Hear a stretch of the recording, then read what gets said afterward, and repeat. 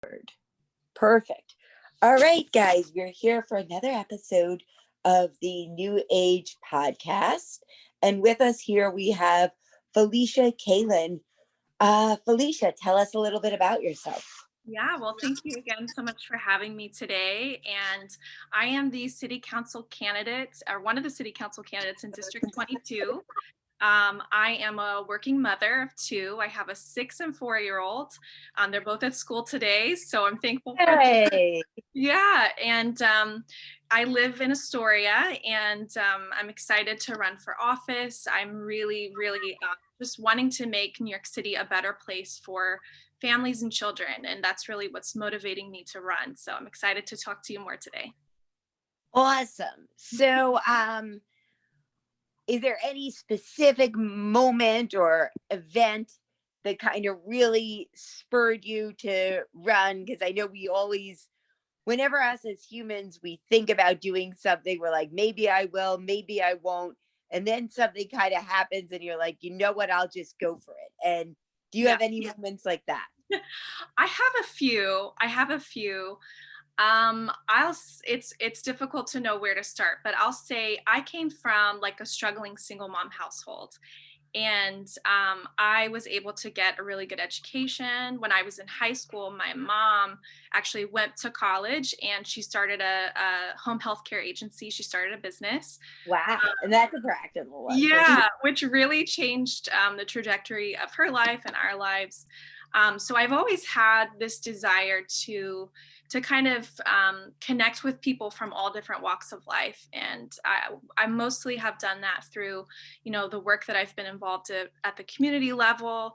I've been a nonprofit leader. I've worked with incubating startups and helping revitalize economies through my old business Cohatch that I was the VP of operations for. And so I have kind of like a varied skill set, and I also have, the story of growing up. And I think I just always wanted to use what's in my hands to give back. And I actually decided to run before the pandemic. Right.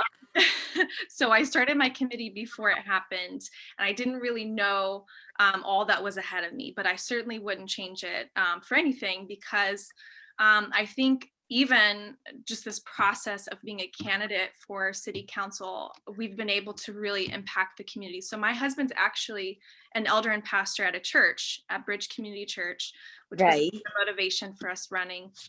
So we've been able to, we were already doing work in the community, but this was kind of the next step for me to say, hey, not only do I want to serve, but I want to represent my neighbors, because as a mom navigating the education system and just realizing how out of touch career politicians were, um, Sure. and getting my kids in school and seeing there wasn't a school board. And then through the pandemic, just everything that's happened with families and the lack of support, that just kind of like hit the nail in the coffin for me, that this is what I'm supposed to be doing. I'm supposed to be fighting back for children and families in the city. And that's what's really motivating me to keep going, because I know a lot of families are relying on me, and just this has to happen at City Hall. We have to support children and families. So that is obviously one of your prime goals, is to make New York City more family friendly. And I'll say that I teach kids tennis, and one of the biggest obstacles in my business is that all the families eventually end up moving to the suburbs. And I Exactly. can almost tell it, especially if they're going to have like a third kid, I'm like, oh, there goes another one. And I hear of companies out there where Suburban Jungle in particular, which is like, let's help families move to the suburbs. And I wonder, why can't families stay in the city? Mhm. And so I wonder, what's your vision for like making New York City more family friendly? What does that really entail? I think that most families are motivated by education for their children and opportunities. This in the small things. You mentioned you're a tennis coach. Yeah. I think even just not having after school activities like sports that you have in the suburbs. So implementing some like after school programs that actually get the kids involved in sports. That's just a small way to start, but it's Yeah. certainly doable.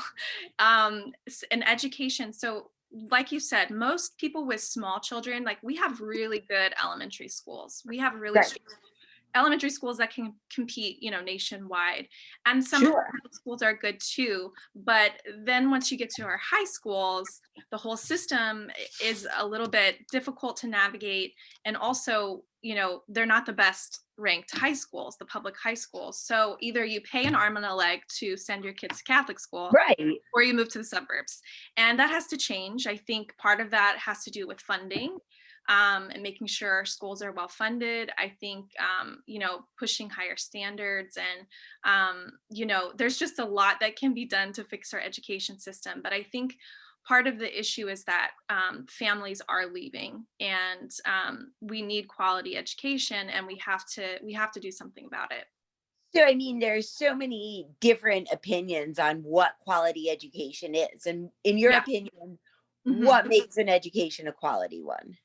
Yeah, I think, definitely the ability to, what, in my opinion, what school is for is to kind of prepare you for the next step in your life. Right. And I think, what we need to be doing is making our kids ready for a career starting early on in high school, and making pathways to make that happen, whether that's, working with unions to work with high schools for apprenticeship programs if they don't want to go to Sure. college, or getting more, college readiness in our high schools, where the kids who are taking high school courses are actually getting college credit courses, and they can do that in every Why school. not? Yeah. Why not? And I think, again, just the funding that isn't available for some suburban, type high schools, making sure the funding is there and the quality education is there. I'm also someone who, I'm like in the middle when it comes to school choice, right? Because I Right. want our public education, to be well funded. And, Sure. but I've also seen the success of charter schools and Catholic schools, right? So I think specifically with the pandemic, the difficult part is, like, you had working families who wanted their kid was in public school, but they transitioned to Catholic school because it was Yeah, I had students, like some of my students said because of the pandemic, they were just more comfortable in a exactly Catholic school. right, exactly, because they're open 4 days a week or 5 days a week. So we have to give our parents more choices, and I think that comes back to, um, a hybrid school choice model where we make sure our public schools are well funded, but we also give our parents choices, because some of the, private schools can be very expensive. So, I try to kind of, have a model for both, and I'm still navigating that. But, one thing that I can just say is just making sure that our kids are ready for the next step, and we absolutely have so much more to do in that regard. Absolutely. And, during the pandemic, it's really taken its toll on families where a lot of families, it's two parents working and the kids are home, not going to school or going to school a few days a week.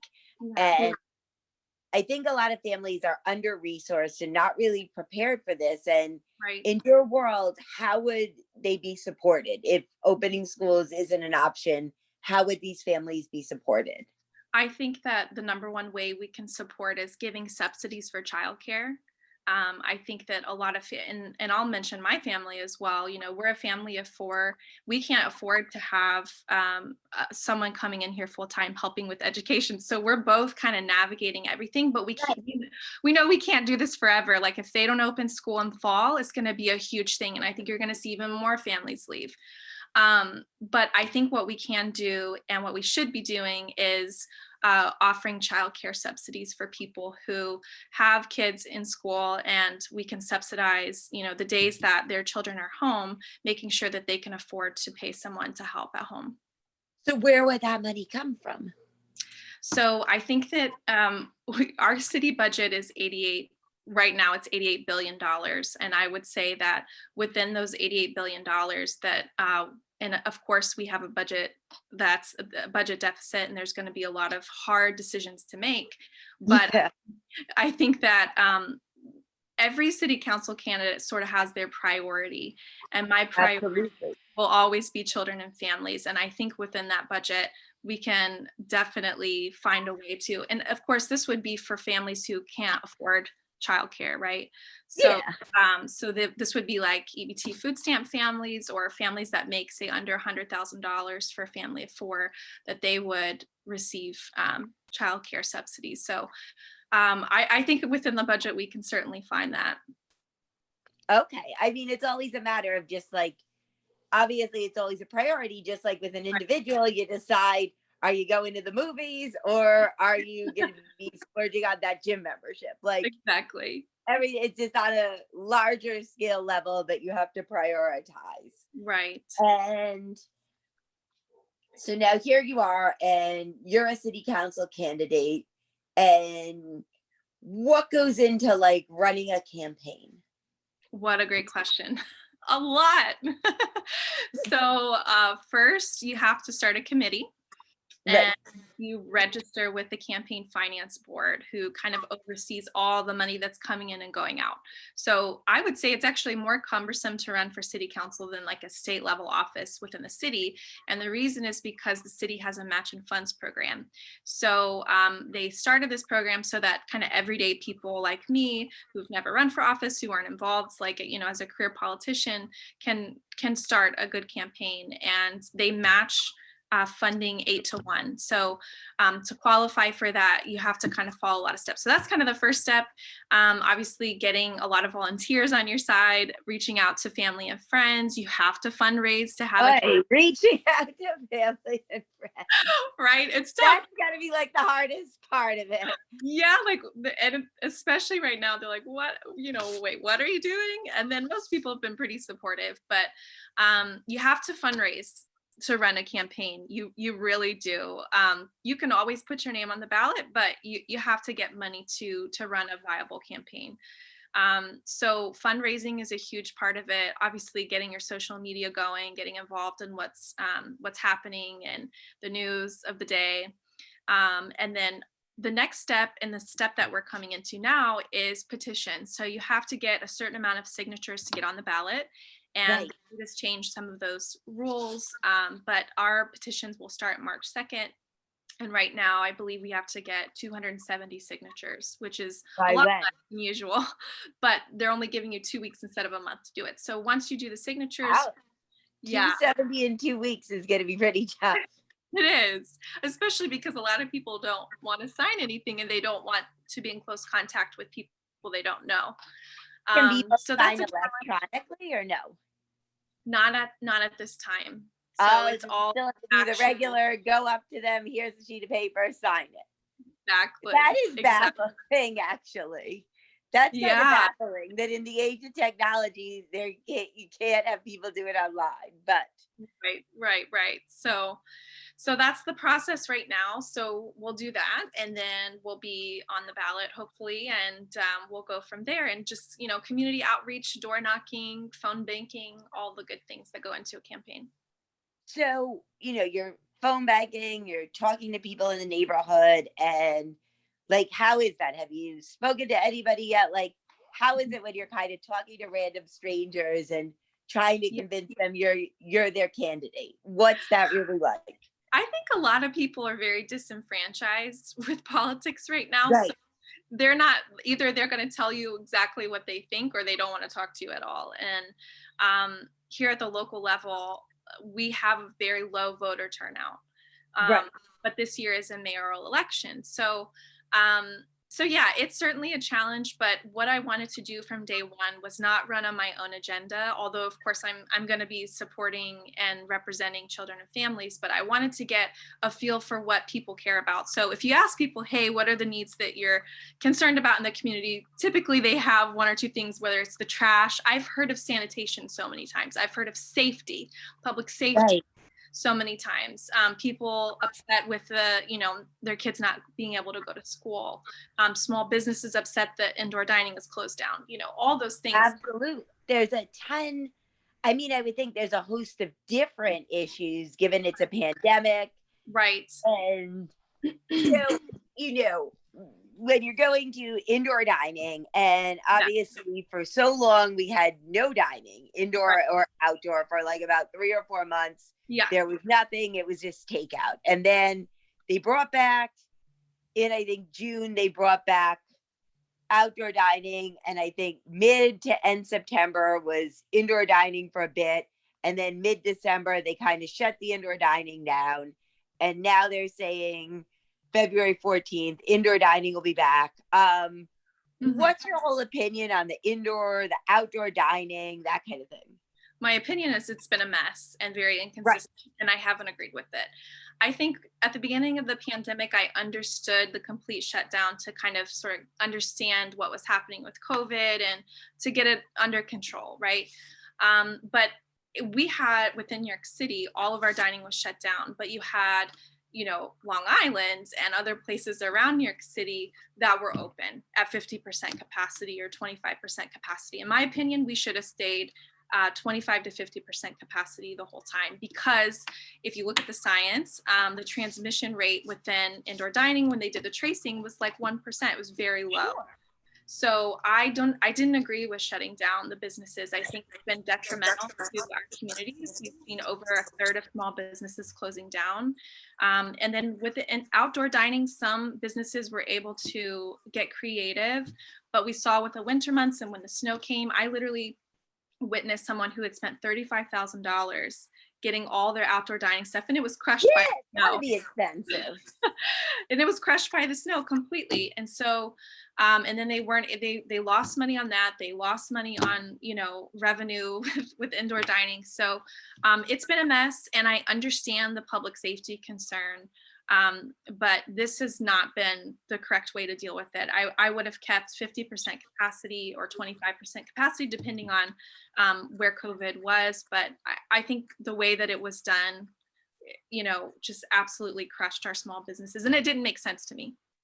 I mean, the reality is that, like, in an ideal world, would perhaps, I mean, there should there be like maybe more assistance available to businesses that have had to shut down, Right. or should they maybe put a moratorium on their rent and other expenses and be like, look, until we decide you're able to open, your bills are postponed and you Right. don't have to pay your bills, so that therefore you'll be there when we do reopen, and maybe Right. even give them some money in their pockets to kind of have Right. them be paying the workers and paying themselves, so that everybody can keep going Right. until they're finally open. Like, in an ideal world, should that maybe happen? Could that really happen? Mhm. I think so. I think that I'm of the opinion, again, I would have done it completely different, but if a government forces a shutdown and then doesn't provide some sort of Yeah. relief, it's not really fair. So absolutely, I think they should have received more funding and grant money and all of those things. And I've talked to people who are a lot of months behind on their rent, and Yeah. we have to do something about it. At the same time, I've also talked to small landlords in the district who maybe have one or two properties, and they haven't, been paid either. And so it's a difficult situation, and it's a situation I don't think we had to be in, but we are here, and we have to find middle ground for both. I mean, we've got to find a way so that New York City, I guess, doesn't become a ghost town or overrun with, you know, corporations. And we don't want it to be, because that's one of the things, Yeah. reasons people choose to live in the city, and what they love about it is how many different kinds of restaurants and delis that there are, that Yes. it's not full of Applebee's and Olive Gardens and Right. stuff Right. like that. And we don't want it to become overrun with that. I totally agree. And one of the things that I have done in my past work, and I'm very excited to do here in the city, is incubate small local entrepreneurs. So I think that especially our district is full of creative people. It's full of people Yeah. who are, entrepreneurship, like they are entrepreneurial minded. And I think that there's a way to build into those individuals and those small businesses and make sure they're still around, but also create more. As we're looking to rebuild our economy, we should look at the people who live in our district first and find ways to help people start businesses that will build into our community. So I absolutely agree with that. So your company or your past company, what did they do for like small businesses, entrepreneurs? What are some of the services they did? Yeah. So again, I don't work for the company anymore, but the company was Right. Co-Hatch. And what we did was we actually created a co-working space and startup Hmm. incubator space within it. So the whole vision was a town hall sort of setting where we actually subsidized some offices for local entrepreneurs and nonprofit leaders. So they actually got free space. And then Nice. yeah, and what we did was we had shared retail space. So it's very expensive, obviously, to rent out a Yeah.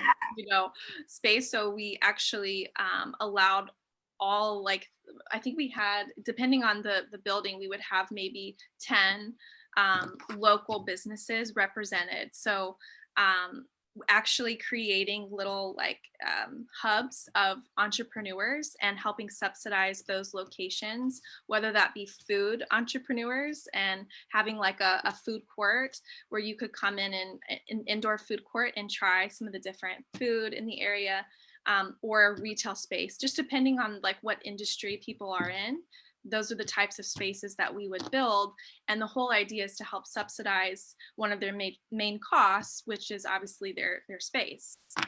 So and then linking them to resources in the city. So I want to do a couple of those throughout our district and pour into those individuals and those businesses.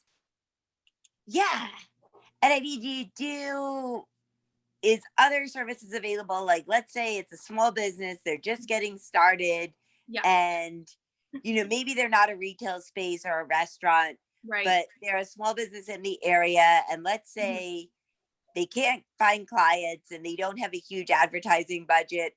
Are Right. there services available to a business in that kind of a predicament? Right. So there are small business resources available within New York City, and I think a lot of Right. people just don't know how to access those. And so what I want to do within my own staff is have one dedicated person who's helping people navigate, finding jobs, doing job fairs, helping small businesses and entrepreneurs.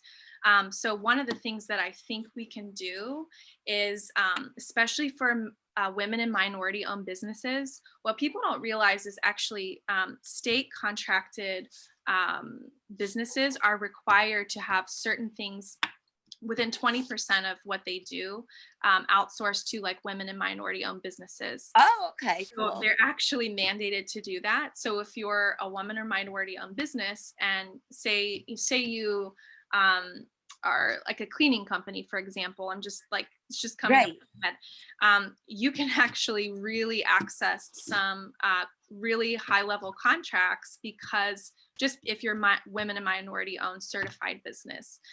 So that's kind of the main, You can access different contracts. So exactly. whatever, let's say, you're a service and you want the service of garbage collection, maybe. You're Uh-huh. saying that some of the garbage collections have to be done by women owned businesses. Or Right. maybe it's getting basketball coaching for the city. Exactly. That has to be done by women owned businesses. Exactly. So, for example, you're a tennis coach, and maybe you could contract with an after-school program, and Right. that's a way they can. Yeah. So there's ways we can access that and navigate that, and that is the demographic that I'm most focused on is, helping women and minority-owned communities. And I mean, I would think that during a pandemic, more businesses might have started because if people lost a job and it looked like there was no sign that job was coming back, like let's Right. say they were in the entertainment industry or something, Right. maybe they would start a business to. Exactly. Especially for parents, because if you're at home, you're limited to going into work somewhere, and you kind of have to manage your own schedule. Starting a business is a great way to do that. So I'm excited to help people with that. I think there's a lot of opportunity. There's been a lot of shutdowns, but I think I always look at difficult circumstances, and I don't want to make light of COVID and all that's happened, but it is an opportunity for innovation, and Absolutely. I think that we need to just kind of open the door for that to happen. Okay, cool. Are there any cool examples so far that you know of innovation during this pandemic?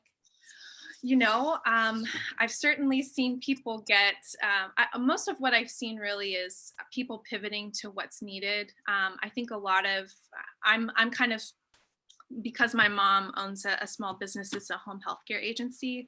There's a lot of, there's certainly a lot of opportunity in the public health realm, especially because a lot of people don't want to, transition to a nursing home because it's not safe for a family member to do that. Right. So there is a lot of opportunity for different organizations or businesses that meet a public health need.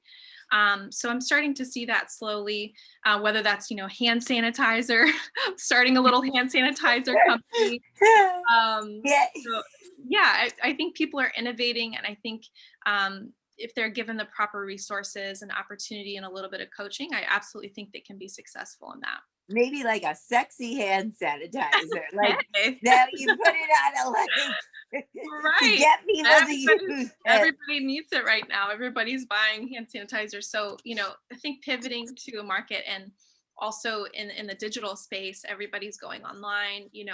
I've seen a lot of digital marketing, and just, trying to help businesses navigate a new sort of way to market their business.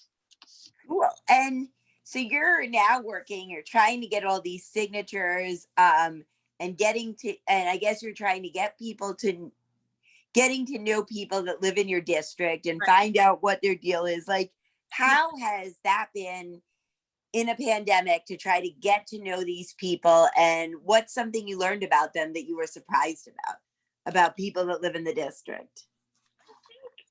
I've always known that people are really active that live in our district, but Yeah. there are so many active people that they're just not waiting for, I don't know. They're literally, like, I've met people cleaning trash, and I was doing that with my team, just out on the street, just using what's in their hands to feed the community, to pick up trash, to meet the needs that, our local government isn't, they're not meeting, especially in the pandemic, or they don't have the resources to do it. So I think that's what I've been like inspired by the most. But I think also just seeing how much of a mental health crisis there is, that Right. people are really struggling. And we see that firsthand because we're in ministry. We actually do like marriage counseling as well. We help couples who are like getting married, or they're having like marital conflicts. And, we do it for free. We just do it with people that we have relationships with. And I think, yeah, just seeing that this mental health crisis that we have in the city, specifically with people who have either lost their job, or they've lost a family member, or they're just at home, parents trying to, figure out all these, navigating everything with kids right now.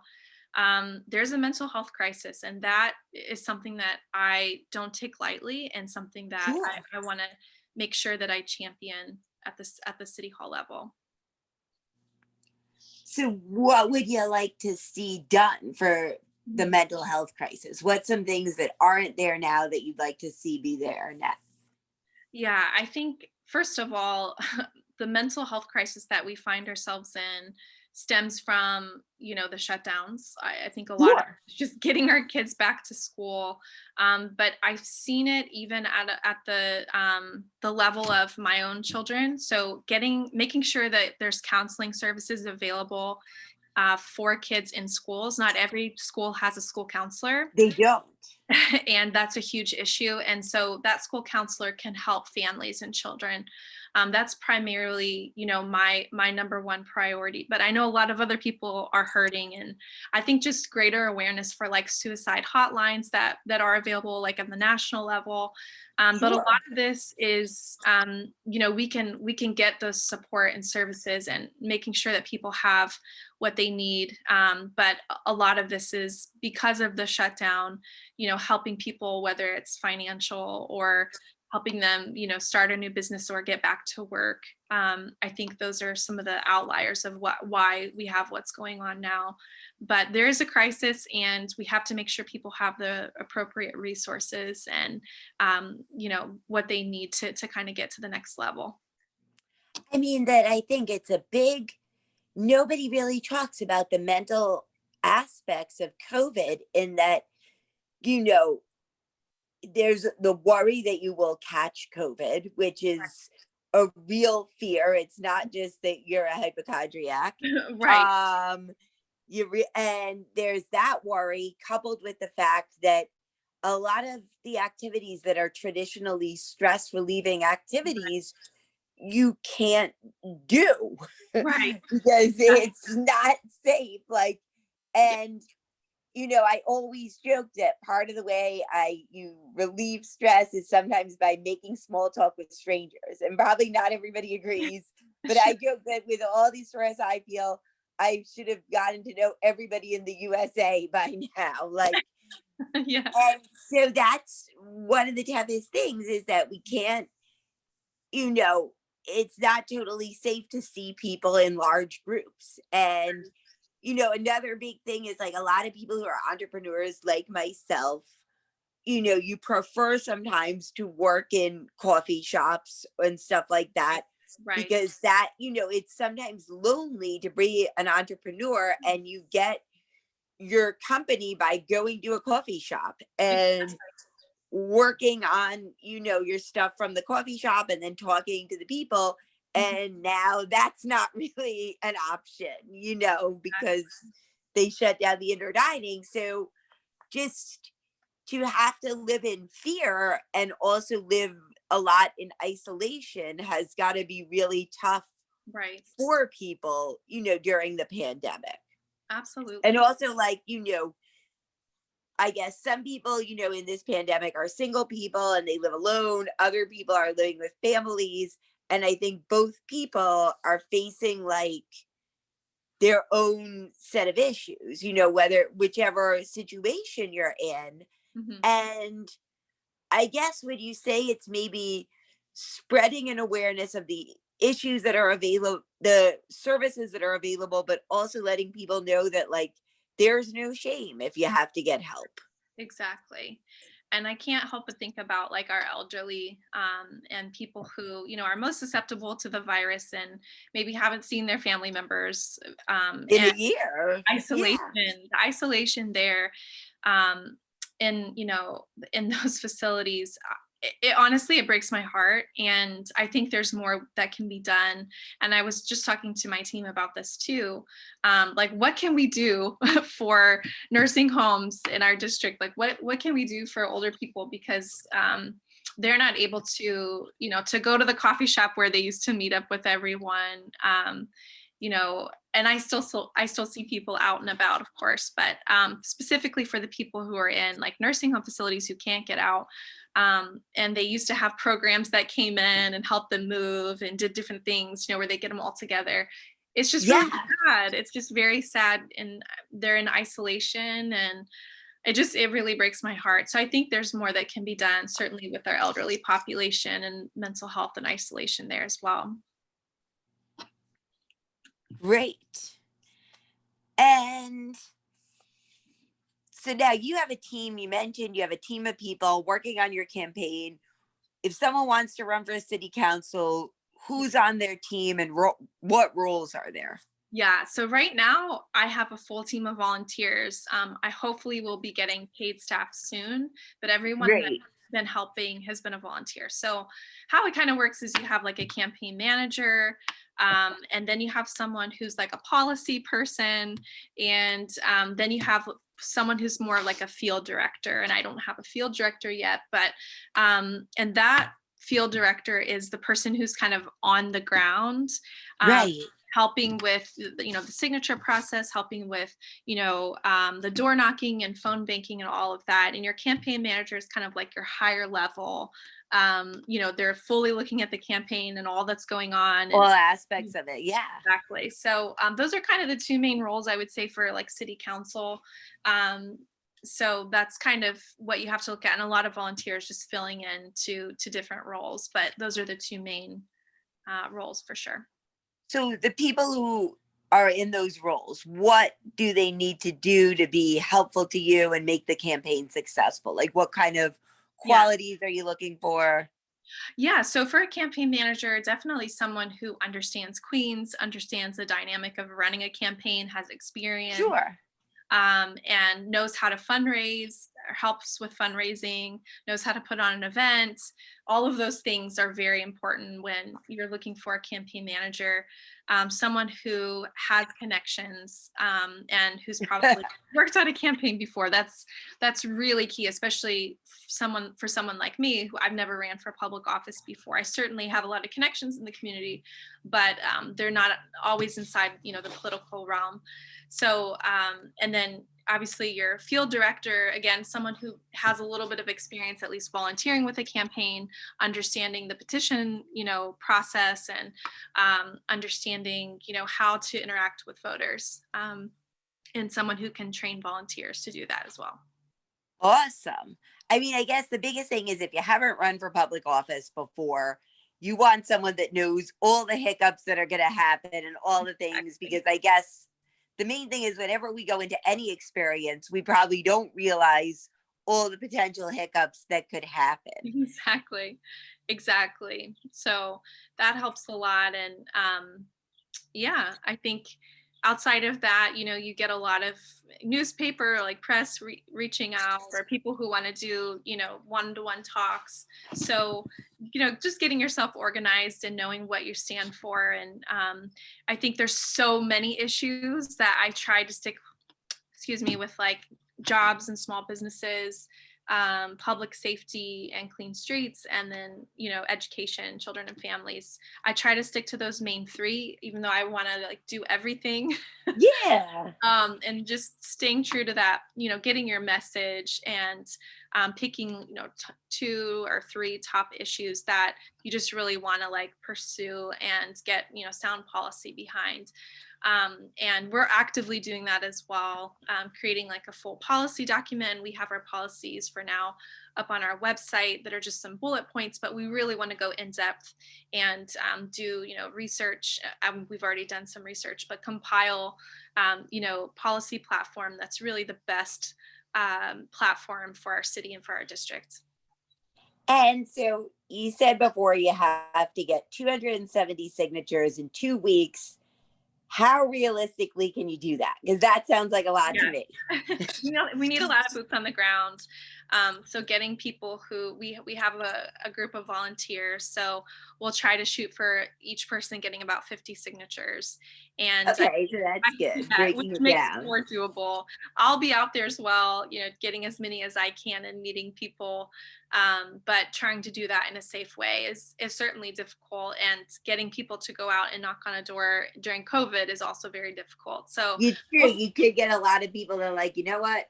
I want to help, but that's not for me. Exactly. And what are you going to do about resistance when you knock on people's door and a lot of people just might not even answer the door? What are you going to do? Just go to the next door.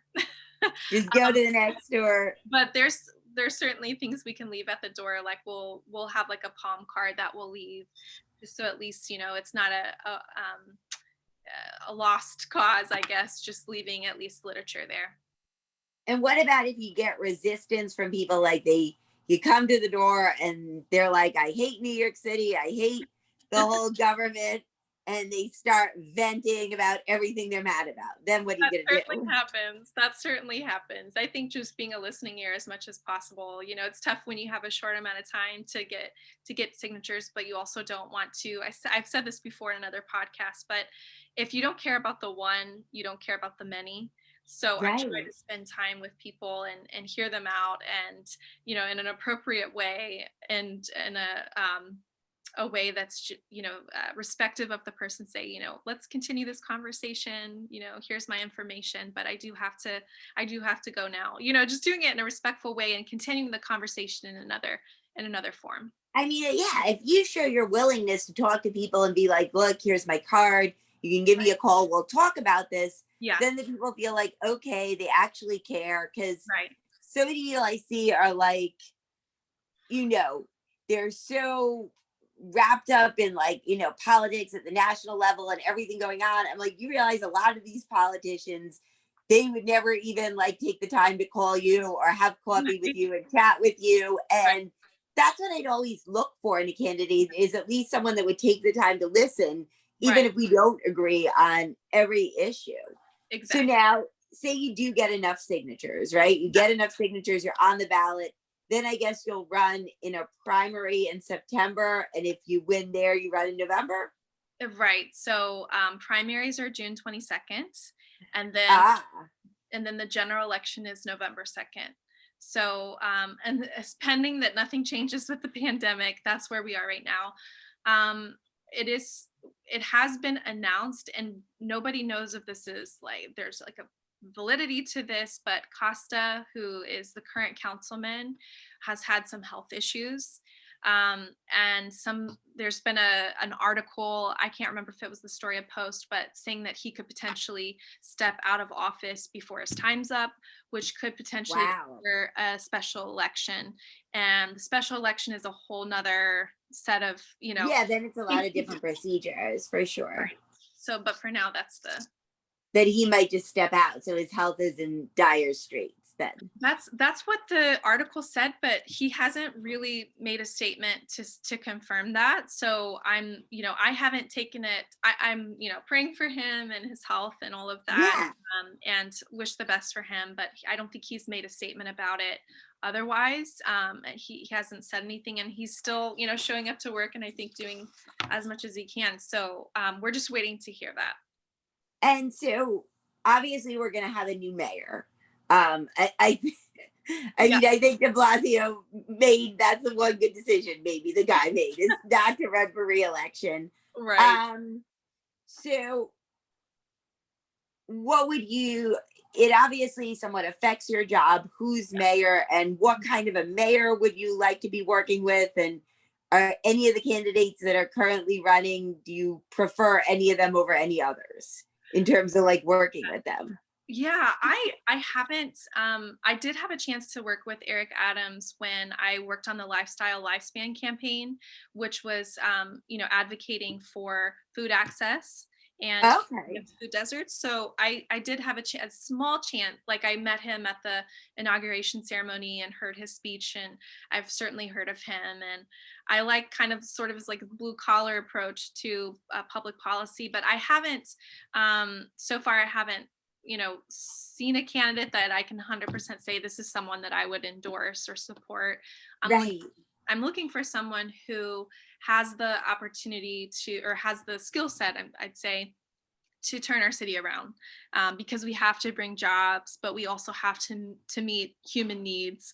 And there's some good candidates out there, but I'm still just kind of waiting to hear people's like policy platforms and see who the best candidate is for the office. It's going to be one of the most important times to choose who's going to be leading our city. Absolutely. Do you like I any just, in particular? I have not gotten to know them as much as I could. Mm. But I personally would like someone that can create more parking spaces and eliminate the speed cameras. If someone was willing Right. to do endorse that, they could have a bunch of scandals in their past, and I still might vote for them because the You live parking in the tickets. district? What I live, so I think so. I live by 36th Avenue and 33rd Street.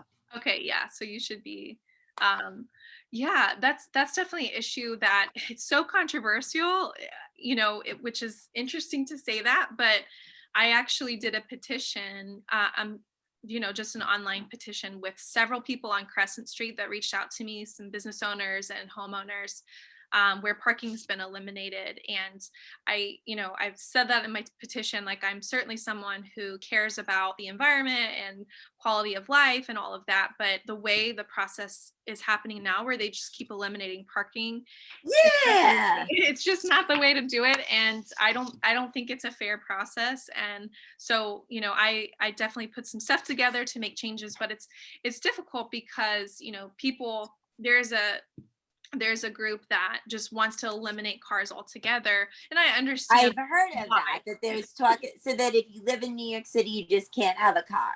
Right. So, it's just, especially in the outer Don't. boroughs, that's not, people move here, they have families, we don't have, I live 16 blocks from the subway. Like to not have a car would be very difficult with two children getting where we need to go. And especially in a pandemic, Not everyone's comfortable with taking mass transit. Exactly. So there has to be some balance there.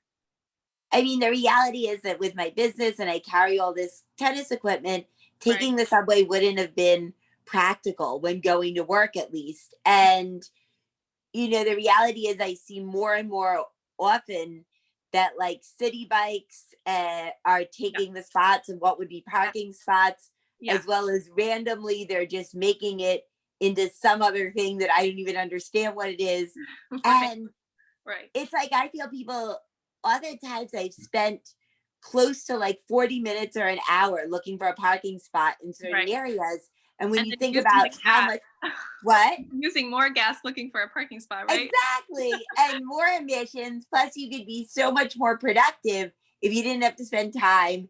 And sometimes I've noted where you just go where it's alternate side and just stay in your car for an hour and a half texting people, just Right. because Right. that's all your only real option. And Yeah. even the meters are taken. So I feel it really does somewhat impact quality of life, even though there are Yeah. obviously other very important issues that Yeah. overtake that. But that's one of the reasons, partly, that you move to the outer boroughs, in Exactly. that there is parking and it's much more parking Space. friendly than like Right. Manhattan. Right. And like you said, families, and you may want to get away for the weekend. Um, so now you're a Republican or a Democrat? I'm actually Republican. Yeah. So you're running as a Republican in a heavily Democratic area, I think. Mhm. Um, like, how are you kind of strategizing to win over that kind of an area? What's your strategy for that? Yeah, I think my strategy is just being myself. I'm a very middle of the road person when it comes Right. to most issues. I think at the city council level, I wish we didn't have to have, party behind our name, but we do. Sure.